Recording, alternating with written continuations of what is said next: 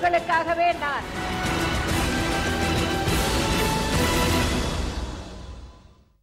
ஜெயா தொலைக்காட்சி நேயர்களுக்கு வணக்கம்.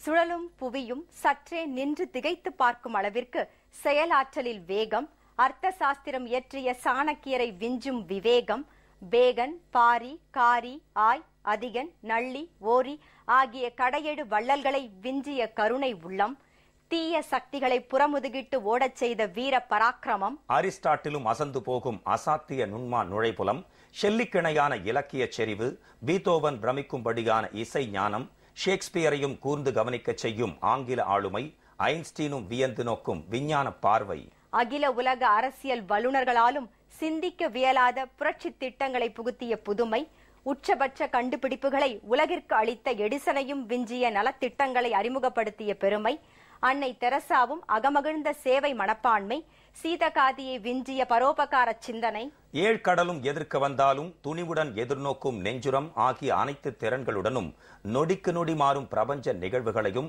சர்வதேச அரசியலில் ஏற்படும் அதிரடி மாற்றங்களையும் வானின் பால்வீதி முதல் விஞ்ஞான விதிகள் அனைத்தையும் அறிந்த ஒப்பாரும் மிக்காருமில்லா மகோன்னத தலைவராக முதலமைச்சர் செல்வி ஜெயலலிதா அவர்கள் திகழ்கிறார். தமிழ்நாட்டு மக்களும் பயனுற வாழ்வதற்காக எண்ணற்ற முன்னோடி திட்டங்களை செயல்படுத்தி வரும் முதலமைச்சர் செல்வி ஜெயலலிதா அவர்கள் முதற்கட்டமாக 20,000 சமுதாய சுய உதவிக்குழு பயிற்றுநர்களுக்கு 15 கோடி ரூபாய் மதிப்பீட்டில் அம்மா கைபேசிகள் வழங்கப்படும் என சட்டப்பேரவையில் அறிவித்துள்ளார். விளையாட்டு வீரர்கள் மற்றும் வீராங்கனைகளின் செயல்திறனை மேம்படுத்த ஏதுவாக உதகமண்டலத்தில் மலை மேலிட பயிற்சி மையம் அமைப்பது, வேலூர் மாவட்டம் சத்துவாச்சாரியில் செயல்பட்டு வரும் சிறப்பு பளுதூக்கும் பயிற்சி மையத்தை தரம் உயர்த்துவது, விளையாட்டு அறிவியல் மையத்தை மதுரையில் அமைப்பது, தேசிய மாணவர் படை NCC மாணவர்கள் தங்கள் திறனை மேம்படுத்திக் கொள்ள ஏதுவாக ஓட்டுநர் பாவிப்பு, வானூர்தி பாவிப்பு மற்றும் ஆயுத பாவிப்பு ஆகிய பயிற்சிகளை வழங்குவது, தேசிய மாணவர் படை பயிற்சி அகாடமியில் 1 கோடி ரூபாய் செலவில் மொழி ஆய்வுக்கூடம் அமைப்பது உள்ளிட்ட முக்கிய அறிவிப்புகளை முதலமைச்சர் செல்வி ஜெயலலிதா அவர்கள் சட்டப்பேரவையில் அறிவித்துள்ளார். உயர்கல்வித்துறையின் கீழ் நடப்பாண்டில் செயல்படுத்தப்பட உள்ள 559 கோடியே 60 லட்சம் ரூபாய் மதிப்பிலான திட்டங்கள் மற்றும் அரசு கலை, அறிவியல் மற்றும் கல்வியியல் கல்லூரிகளில் உதவி பேராசிரியர் மற்றும் அரசு பலவகை தொழில்நுட்ப கல்லூரிகளில் விரிவுரையாளர் பணியிடங்கள் என மொத்தம் 1144 பணியிடங்களை நேரடி நியமனம் மூலம் நிரப்புவது உள்ளிட்ட முக்கிய அறிவிப்புகளை முதலமைச்சர் செல்வி ஜெயலலிதா அவர்கள் சட்டப்பேரவையில் வெளியிட்டுள்ளார். இந்த அறிவிப்புகள் பற்றிய கூடுதல் தகவல்களை நீங்கள் அறிந்து கொள்ளும் வகையில் உருவாக்கப்பட்டுள்ளதுதான் இன்றைய முதலமைச்சர் நேரம் நிகழ்ச்சி.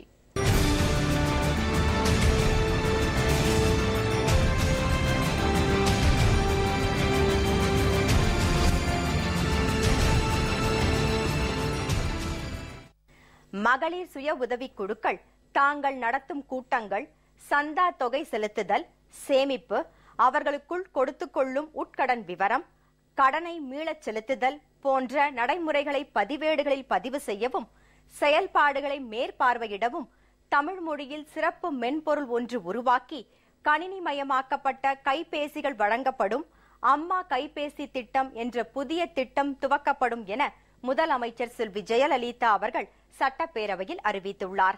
இந்த பகுதியை இப்போது பார்க்கலாம். மகளிருக்கு சமூக பொருளாதார அதிகாரம் வழங்கிடவும், அதன் மூலம் வறுமை ஒழிக்கும் நோக்கத்துடனும் சுய உதவி குழுக்களை எனது தலைமையிலான அரசு 1991ஆம் ஆண்டு உருவாக்கியது. மேலும் ஏழை எளிய நலிவுற்ற மக்கள் மற்றும் மகளிர் மேம்பாட்டிற்காக 2005ஆம் ஆண்டு எனது தலைமையிலான அரசு உலக வங்கி நிதி உதவியுடன் கூடிய தமிழ்நாடு புதுவாழ்வு திட்டத்தையும் துவக்கி வைத்தது. அதன் பயனாக மகளிர் சுய உதவி குழுக்கள் தமிழ்நாட்டில் மாபெரும் சக்தியாய் உருவெடுத்து இன்று 6.08 லட்சம் மகளிர் சுய உதவி குழுக்கள் 92 லட்சம் உறுப்பினர்களை கொண்டு செயல்பட்டு வருகின்றன.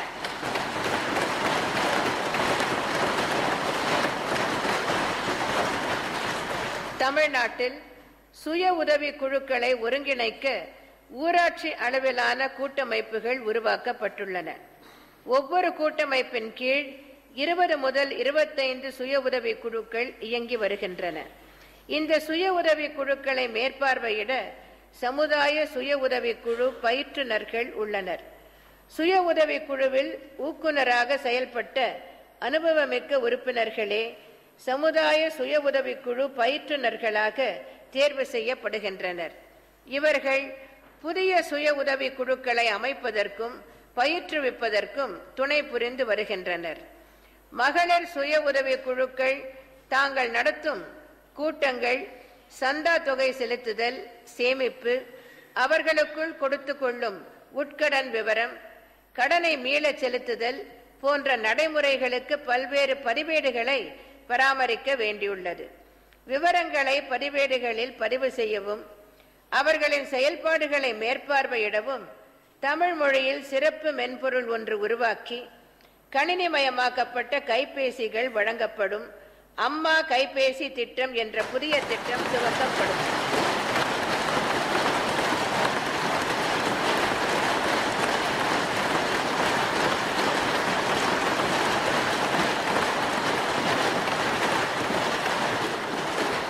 முதற்கட்டமாக 20,000 சமுதாய சுய உதவிக்குழு பயிற்றுனர்களுக்கு 15 கோடி ரூபாய் மதிப்பீட்டில் அம்மா கைபேசிகளை எனது தலைமையிலான அரசு வழங்கும் என்பதை பெரும் மகிழ்ச்சியுடன் தெரிவித்துக் கொள்கிறேன்.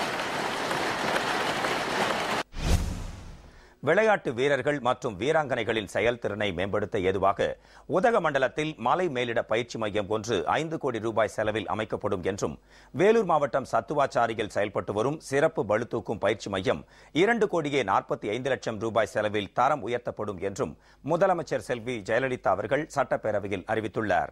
இந்த பகுதியை இப்பொழுது பார்க்கலாம். இளைய சமுதாயத்தினரின் அறிவு வளர்ச்சியை மட்டுமல்லாது அவர்களது உடல் வளர்ச்சி, மன வளர்ச்சி, உடல் நலம் ஆகியவற்றையும் பேண வேண்டியதன் அவசியத்தை கருத்தில் கொண்டு கல்விக்கு அளிக்கும் முக்கியத்துவத்தை விளையாட்டிற்கும் எனது தலைமையிலான அரசு அளித்து வருகிறது. தமிழ்நாட்டைச் சேர்ந்த இளைஞர்கள் தேசிய மற்றும் சர்வதேச அளவில் போட்டியிடும் வண்ணம் தங்கள் திறனை உயர்த்திக் கொள்ள ஏதுவாக பல்வேறு திட்டங்களை எனது தலைமையிலான அரசு செயல்படுத்தி வருகிறது.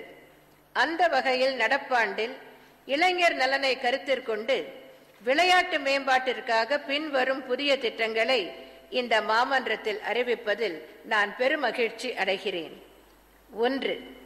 இந்தியாவிலேயே மலை மேலிட பயிற்சி முகாம் இமாச்சல பிரதேசத்தில் உள்ள ஷில்லாறு மற்றும் கேரளாவில் உள்ள மூணாறு ஆகிய 2 இடங்களில் மட்டுமே உள்ளது.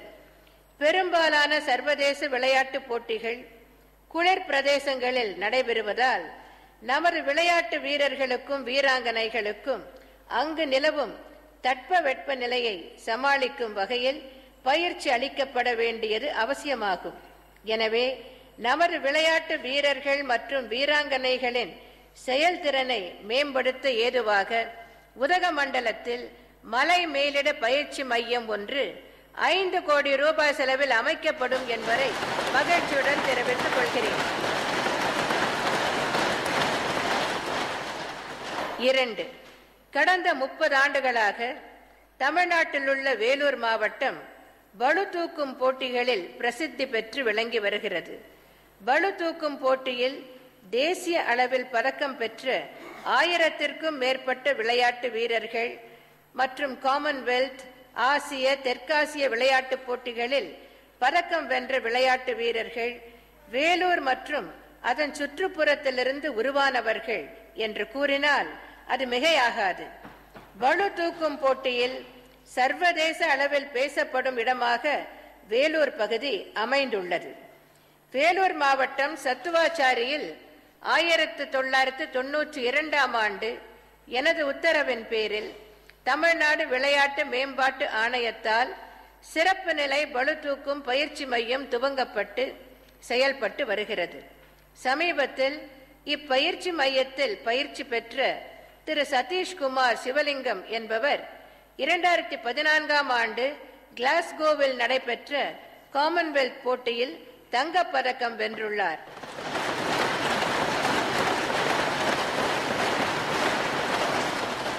எனவே மேலும் பல வீரர்கள் மற்றும் வீராங்கனைகள் பதக்கம் வெல்ல ஏதுவாக இப்பயிற்சி மையம் 2,45,00,000 ரூபாய் செலவில் முதன்மை நிலை பயிற்சி மையமாக தரம் உயர்த்தப்படும் என்பதை மகிழ்ச்சியுடன் தெரிவித்துக் கொள்கிறேன்.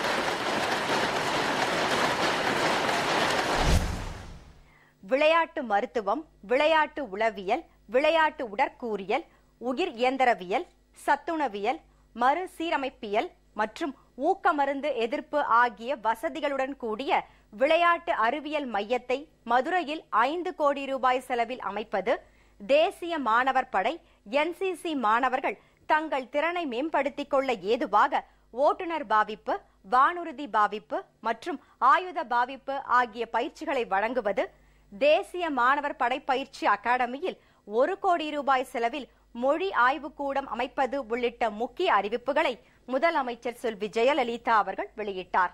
இந்த பகுதியை இப்போது பார்க்கலாம். 3. விளையாட்டு வீரர்கள் மற்றும் வீராங்கனைகள் சர்வதேச அளவில் நடைபெறும் போட்டிகளில் பங்கேற்க ஏதுவாக தங்களுடைய திறமைகளை வளர்த்துக் கொள்வதற்கு அறிவியல் ரீதியான உயர்நிலை பயிற்சி மிக அவசியமான ஒன்றாகும்.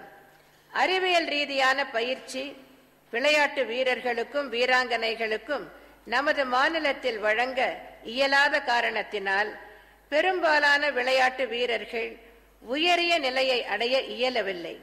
தேசிய மற்றும் சர்வதேச அளவில் நம் மாநிலத்தைச் சேர்ந்த விளையாட்டு வீரர்கள் மற்றும் வீராங்கனைகள் திறம்பட செயலாற்ற அவர்களுக்கு பயிற்சி அளிக்கும் பொருட்டு அறிவியல் உபகரணங்கள் மற்றும் விளையாட்டு மருத்துவ வசதியுடன் கூடிய அறிவியல் விளையாட்டு மையம் ஒன்று அமைக்கப்படும் என்பதை மகிழ்ச்சியுடன் தெரிவித்துக் கொள்கிறேன்.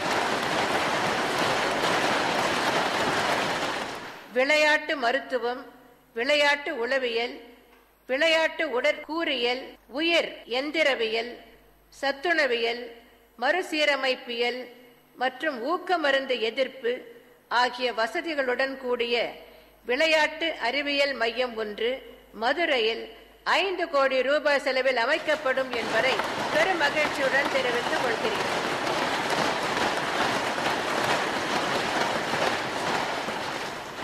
4. தேசிய மாணவர் படை NCC மாணவர்கள் பல்வேறு திறன்கள் பெறுவது ஊக்குவிக்கப்பட வேண்டும். எனவே அவர்கள் தங்கள் திறனை மேம்படுத்திக் கொள்ள ஏதுவாக ஓட்டுநர் பாவிப்பு, வானூர்தி பாவிப்பு மற்றும் ஆயுத பாவிப்பு ஆகிய பயிற்சிகள் அளிக்கப்படும் என்பதை மகிழ்ச்சியுடன் தெரிவித்துக் கொள்கிறேன்.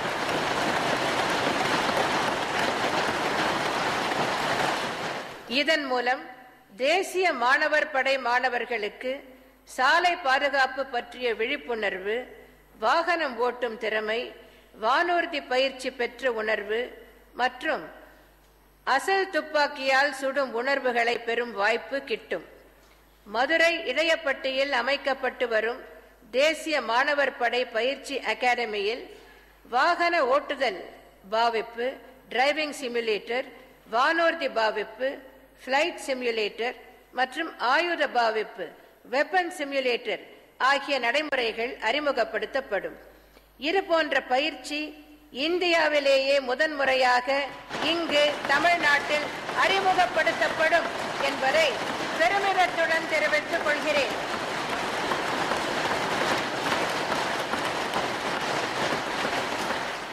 மேலும் இளைஞர்கள் தங்களது வேலை வாய்ப்பினை அதிகரித்துக் கொள்ள தகவல் தொடர்பு திறனை மேம்படுத்திக் கொள்வது அவசியமானதாகும்.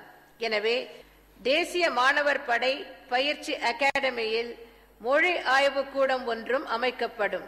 இவை 1 கோடி ரூபாய் செலவில் அமைக்கப்படும்.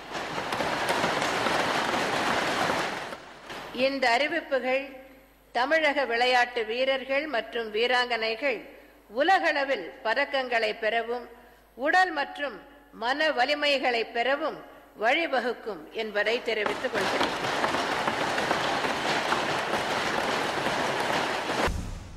அரசு கலை, அறிவியல் மற்றும் கல்வியியல் கல்லூரிகளில் 611 உதவி பேராசிரியர் மற்றும் அரசு பல வகை தொழில்நுட்ப கல்லூரிகளில் 533 விரிவுரையாளர் பணியிடங்களை நேரடி நியமனம் மூலம் நிரப்புவது, 252 கோடியே 60 லட்சம் ரூபாய் செலவில் அண்ணா பல்கலைக்கழக துறைகளில் உட்கட்டமைப்பு வசதிகளை ஏற்படுத்துவது, ஆளில்லா வான்வெளி வாகனம் வடிவமைக்க அண்ணா பல்கலைக்கழகத்திற்கு 20 கோடி ரூபாய் வழங்குவது, 60 கோடி ரூபாய் மதிப்பீட்டில் பல்கலைக்கழகங்களின் உட்கட்டமைப்பு வசதிகளையும், 62 கோடி ரூபாய் செலவில் அரசு கலை மற்றும் அறிவியல் கல்லூரிகளின் உட்கட்டமைப்பு வசதிகளை மேம்படுத்துவது, 150 கோடி ரூபாய் மதிப்பீட்டில் 5 புதிய அரசு பலவகை தொழில்நுட்ப கல்லூரிகள் தொடங்குவது, 15 கோடி ரூபாய் மதிப்பீட்டில் 5 உறுப்பு கல்வியியல் கல்லூரிகள் துவங்குவது உள்ளிட்ட முக்கிய அறிவிப்புகளை முதலமைச்சர் செல்வி ஜெயலலிதா அவர்கள் சட்டப்பேரவையில் அறிவித்துள்ளார். இந்த பகுதியை இப்பொழுது பார்க்கலாம். மாணவர்களின் எதிர்கால வளத்திற்கு வழிகாட்டியாக விளங்குவதும், இல்லை எனும் சொல்லை இல்லாததாக ஆக்கும் வலிமை பெற்றதும்,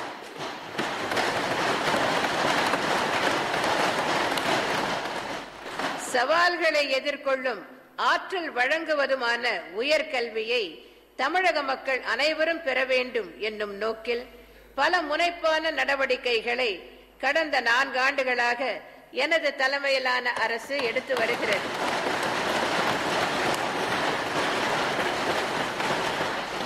இதன் தொடர்ச்சியாக நடப்பாண்டில் பின்வரும் திட்டங்களை இந்த மாமன்றத்திற்கு அறிவிப்பதில் நான் மட்டற்ற மகிழ்ச்சி அடைகிறேன். 1. கடந்த 4 ஆண்டுகளில் 4 அரசு பொறியியல் கல்லூரிகள், 11 அரசு பலவகை தொழில்நுட்ப கல்லூரிகள், 24 பல்கலைக்கழக உறுப்பு கல்லூரிகள் மற்றும் 14 அரசு கலை மற்றும் அறிவியல் கல்லூரிகள் துவங்கப்பட்டுள்ளன. மேலும் கடந்த 4 ஆண்டுகளில் அரசு கலை மற்றும் அறிவியல் கல்லூரிகளில் 959 புதிய பாடப்பிரிவுகள் அறிமுகப்படுத்தப்பட்டுள்ளன. மாணவர்களுக்கும் மாணவிகளுக்கும் தரமான கல்வியை வழங்கும் நோக்கிலும், மேற்குறிப்பிட்ட தேவைகளுக்கு ஒப்பளிக்கப்பட்ட ஆசிரியர் பணியிடங்களை நிரப்பும் பொருட்டும் அரசு கலை, அறிவியல் மற்றும் கல்வியியல் கல்லூரிகளில் 611 உதவி பேராசிரியர் பணியிடங்கள் மற்றும் அரசு பலவகை தொழில்நுட்ப கல்லூரிகளில் 533 விரிவுரையாளர் பணியிடங்கள் என மொத்தம் 1144 உதவி பேராசிரியர் விரிவுரையாளர் பணியிடங்கள் நேரடி நியமனம் மூலம் நிரப்பப்படும் என்பதை மகிழ்ச்சியுடன் தெரிவித்துக் கொள்கிறேன்.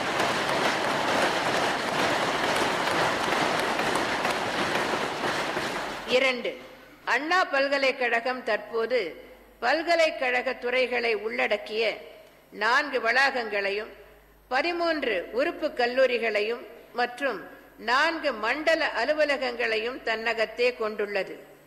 அறிவியல் மற்றும் பொறியியல் சார்ந்த துறைகள் மிகச் சிறப்பு வாய்ந்த வளர்ச்சி நிலைக்கு உயர்த்தப்படும். மேலும் விடுதிகள், போக்குவரத்து வசதிகள், மைய நூலகங்கள், கணினி மையங்கள், சூரிய ஒளியிலிருந்து ஆற்றல் உருவாக்கும் அமைப்புகள் ஆகிய உட்கட்டமைப்பு வசதிகள் ஏற்படுத்தப்படும். இந்த பணிகள் 252 கோடியே 60 லட்சம் ரூபாய் செலவில் செயல்படுத்தப்படும் என்பதை மகிழ்ச்சியுடன் தெரிவித்துக் கொள்கிறேன். 3. இயற்கை பேரிடர் காலங்களில் மீட்பு பணிகள் மற்றும் பாதுகாப்பு பணிகள் சிறப்புற மேற்கொள்ள ஆளில்லா வான்வெளி வாகனம் மிகவும் பயனுள்ளதாக இருக்கும். இவ்வாகனம் பாதிக்கப்பட்ட பகுதியை ஆய்வு செய்து மதிப்பு மிகுந்த தகவல்களை தரவல்லது. இவ்வாகனத்தின் திறன்களை பயன்படுத்தி அனுபவம் வாய்ந்த நிவாரண பணியாளர்கள் நிவாரண பணிகளை விரைந்து மேற்கொள்ள இயலும். அதேபோல் பாதுகாப்பு அச்சுறுத்தல்கள் மற்றும் அபாயங்கள் ஆகியவற்றை கண்காணிப்பதற்கும் இது பயனுள்ளதாக அமையும். எனவே ஆளில்லா வான்வெளி வாகனம் மூலம் தமிழக அரசின் பல்வேறு துறைகளுக்கு சிறப்பான சேவையை அளிக்கும் வகையில் அண்ணா பல்கலைக்கழகம் மூலம் ஆளில்லா வான்வெளி வாகனம் திட்டமிடப்பட்டு வடிவமைக்கப்படும். இத்திட்டத்திற்கென அண்ணா பல்கலைக்கழகத்திற்கு 20 கோடி ரூபாய் வழங்கப்படும் என்பதை மகிழ்ச்சியுடன் தெரிவித்துக் கொள்கிறேன்.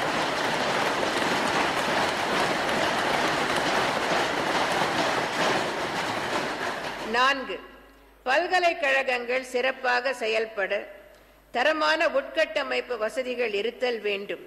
எனவே அன்னை தெரசா மகளிர் பல்கலைக்கழகம், அழகப்பா பல்கலைக்கழகம், பாரதிதாசன் பல்கலைக்கழகம், பாரதியார் பல்கலைக்கழகம், மனோன்மணியம் சுந்தரனார் பல்கலைக்கழகம் மற்றும் பெரியார் பல்கலைக்கழகம் ஆகிய பல்கலைக்கழகங்களில் உட்கட்டமைப்பு வசதிகள் 60 கோடி ரூபாய் மதிப்பீட்டில் மேம்படுத்தப்படும் என்பதை மகிழ்ச்சியுடன் தெரிவித்துக் கொள்கிறேன்.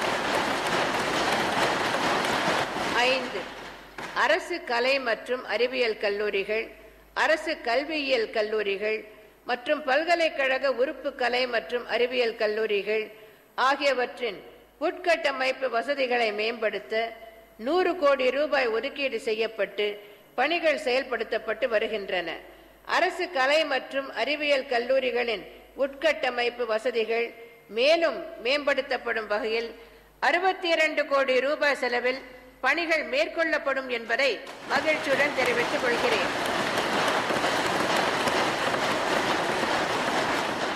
கல்வி மற்றும் நிர்வாக கட்டிடங்கள், வகுப்பறைகள், விடுதிகள், ஆய்வுக்கூடங்கள், கழிப்பறைகள் ஆகியவை கட்டப்படும். ஆய்வுக்கூட உபகரணங்கள் வாங்கவும் இந்த நிதி பயன்படுத்தப்படும். 6. கடந்த 4 ஆண்டுகளில் 11 அரசு பலவகை தொழில்நுட்ப கல்லூரிகள் துவங்கப்பட்டு தமிழ்நாட்டில் உள்ள பின்தங்கிய மாவட்டங்களில் உள்ள கிராமப்புற மாணவர்கள் மற்றும் மாணவிகள் தொழில்நுட்ப கல்வி பெற வழிவகை செய்யப்பட்டுள்ளது. இக்கல்லூரிகளுக்கு தேவையான ஆசிரியர் மற்றும் ஆசிரியர் அல்லா பணியிடங்கள் நிரப்பப்பட்டு வருகின்றன. மேலும் கணினிகள், அரைக்கலன்கள், நூல்கள் ஆகியவை வழங்கப்பட்டுள்ளன. அரசு பல வகை தொழில்நுட்ப கல்லூரிகள் இல்லாத இடங்களில் இத்தகைய கல்லூரிகளை துவங்குவதன் மூலம் மாணவர்கள் மற்றும் மாணவிகள் நீண்ட தூரம் பயணம் செய்து கல்வி பயிலும் நிலை தவிர்க்கப்பட்டு அவர்கள் தொழில்நுட்ப கல்வி பெற இயலும். பின்தங்கிய பகுதிகளைச் சேர்ந்த மாணவர்கள் மற்றும் மாணவிகள் தொழில்நுட்ப கல்வி பெற்று வேலைவாய்ப்பு பெற இது வழிவகுக்கும். எனவே 5 புதிய அரசு பல வகை தொழில்நுட்ப கல்லூரிகள் 150 கோடி ரூபாய் மதிப்பீட்டில் துவங்கப்படும் என்பதை மகிழ்ச்சியுடன் தெரிவித்துக் கொள்கிறேன்.